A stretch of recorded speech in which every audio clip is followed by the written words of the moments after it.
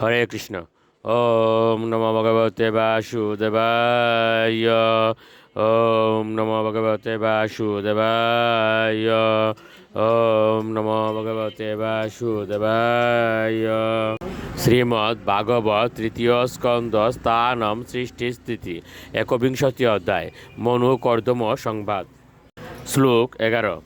বিনস্ত চরণাম্বুজম অংশদেশে গুরুত্মতঃ দৃষ্টা কে অবস্থিতম বক্ষ শ্রিয়ম কৌস্তুভকন্দরম।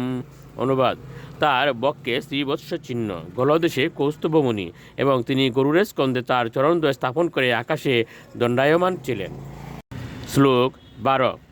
জাত অর্ষ অপতৎ মূর্ধনা শেতৌ লব্ধ মনুরতঃ গির্বিস্তৈব্য গিনাত প্রীতি স্বভাবাত্মা কৃতাঞ্জলিয়। অনুবাদ: কর্দমুনি যখন সাক্ষাৎভাবে পরমেশ্বর ভগবানকে দর্শন করলেন, তখন তার দিব্য মনোবাসনা পূর্ণ হওয়ায় তিনি অত্যন্ত প্রসন্ন হয়েছিলেন। তিনি তার মস্তক অবনত করে ভূমিতে বিলুণ্ঠিত হয়ে ভগবানের শ্রী পাদপদ্মে প্রণতি নিবেদন করেছিলেন। তার হৃদয় স্বাভাবিকভাবেই ভগবত প্রেমে পূর্ণ ছিল এবং তিনি কৃতাঞ্জলিপূর্বক ভগবানের স্তব করে তাকে প্রসন্ন করেছিলেন। শ্লোক 13। ঋষিয় উবাচ জুষ্টম বতাদ্যা কিল সত্তরাশেহ সাংসিদ্ধম অক্ষ্ণস্তব দর্শনান্ন যদর্শনম জন্ম বিরিদ্ধ সদ্বিরাশাসতে ইউগিন রূর যুগাহ। অনুবাদ: মহর্ষি কর্দম বললেন, এ পরম আরাধ্য ভগবান, সমস্ত অস্তিত্বের উৎস, আপনাকে দর্শন করে আমার চক্ষুদ্বয় আজ পূর্ণরূপে সার্থক হল। মহান যোগীরা জন্ম জন্মান্তর ধরে গভীর ধ্যানের মাধ্যমে আপনার চিন্ময় রূপ দর্শন করার আকাঙ্ক্ষা করেন। শ্লোক 14। ইয়ে মায়া তে অত মেদসস্তৎ পাদার বিন্দম ভব সিন্ধুপতম উপাসতে কামলোবায় তেষাম রাশিস কামান নিরয়ে অপি ইয়েষু।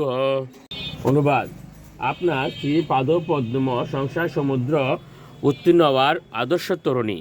মায়ার প্রভাবে যাদের বুদ্ধি ভ্রষ্ট হয়েছে, কেবল তারাই নারকীয়দেরও প্রাপ্য অনিত্য ইন্দ্রিয় সুখের জন্য সেই পাদপদ্মের আরাধনা করে। কিন্তু এ প্রভু, আপনি এতই দয়াময় যে এমনকি তাদেরও প্রতি কৃপা বর্ষণ করেন। শ্লোক 15। তথাস চাহম পরিভুরু কাম সমানশীলাম গৃহমেদ দেনুম উপেয়িবান মূলম অশেষ মূলম দুরাশয় কাম দুগাঙ্গ্রিপস্য। অনুবাদ: তাই কামধেনুর মতো যে আমার সমস্ত কাম বাসনা পূর্ণ করবে, সেই প্রকার আপনারই মতো স্বভাব বিশিষ্টা কন্যাকে বিবাহ করার বাসনায় আমিও আপনার শ্রী পাদপদ্মের আশ্রয় অবলম্বন করেছি, কেননা আপনি কল্পবৃক্ষ সদৃশ্য। হরে কৃষ্ণ।